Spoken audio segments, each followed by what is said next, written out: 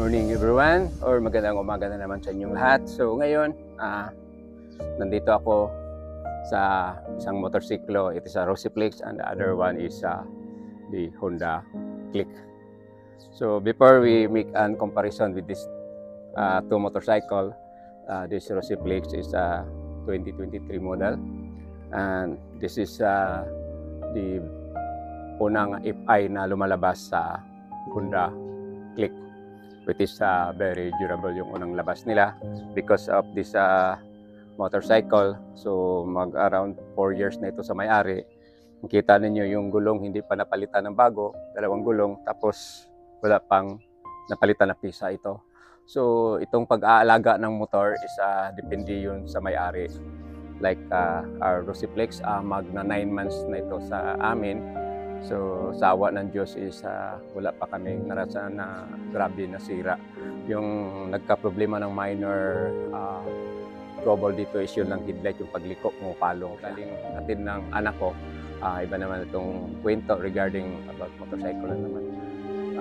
Yung pagmamaniho natin. Kaya naisipan ko na magawa ng vlog for this morning para naman is sana makarating ito sa kinaukulan or the authority para before kung anong feeling ko sana gawin nila is yung area namin dyan sa may Acacia with dalawang gas station is yung BAP at saka the other one, the other brand ng gas station is may Acacia, then may parang T-shape na daan, yung isa papunta doon sa BAR, diretso sa Valencia yung highway.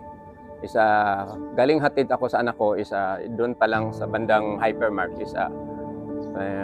nagkaroon ng traffic, tapos yung mga sasakyan, try ko na to keep distance sa front ko, pero yung sa likod, buntot ng buntot, mostly mga iba yung mga 4 wheels, mga around 2 meters, 3 meters lang or 1 meters.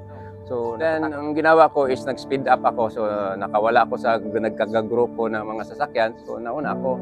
So nakita ko yung pickup sa likod, malayo na siya, so mga around 75 meters to mga 100 meters yata. So pagdating ko doon sa kanto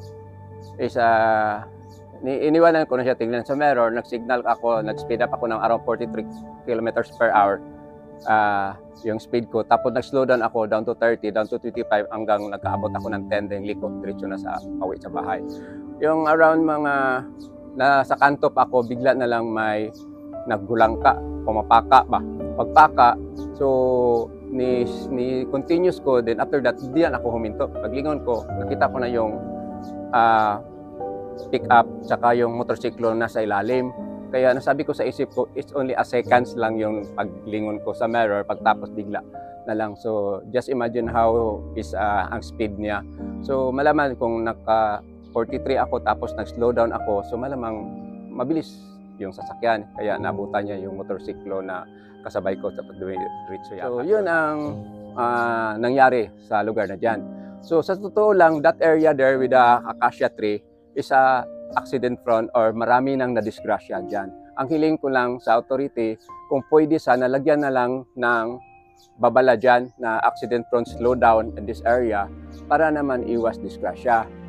Kasi minsan yung iba galing downtown o city going up to Valencia or Valencia going down to the city, sobrang bilis. Kaya minsan hindi mapigilan, misinterpret silang dalawa or hindi magkatokma yung isip nila, sinong mauna, sinong panghuli, sinong mag-apply ng ganyan-ganyan.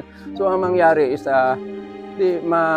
mangyari ang hindi dapat mangyari. So sana naman lagyan ng abiso na this area slow down or maglagay na ng speed limit dito sa aming lugar. Yun ang lagi ko nasa isip ko, bakit walang speed limit? Kasi pag may speed limit, hindi magkaganyan-ganyan yung sasakyan.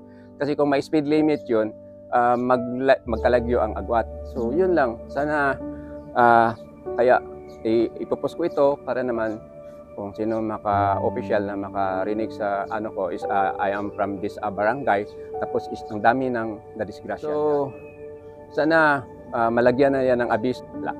So balik na tayo sa motorcycle. So ang masasabi ko with the Click, if ever I have much money, bibili ako ng Honda Click. kaya lang, yung pera namin is tama-tama lang, tapos isa yung mga crew ng Rusi is sobrang bait. So kahit hindi ka lang magpunta ka lang doon, lalapit ka agad sila sa inyo, kung tanungin ka kung anong maililingkod nila sa inyo. So sobrang bait ang mga crew sa Rusi, kaya Rusi ang nakuha namin ng motorsiklo. Pero if ever I have enough money, sure, I buy yung nakita na last video, yung motorcycle na nasakyan ko, which is CRF 300. Yan. So for this morning, ito lang masishare ko sa inyo regarding my comparison of these two motorcycle, na this is already around 5 years old and this is 9 months old. So this click 5 years old na click, wala pang problema until now. So depende yun sa nag-alaga ng motorsiklo. So kahit anong brand, basta magaling ka lang mag-alaga, hindi basta masisira ang motorsiklo mo.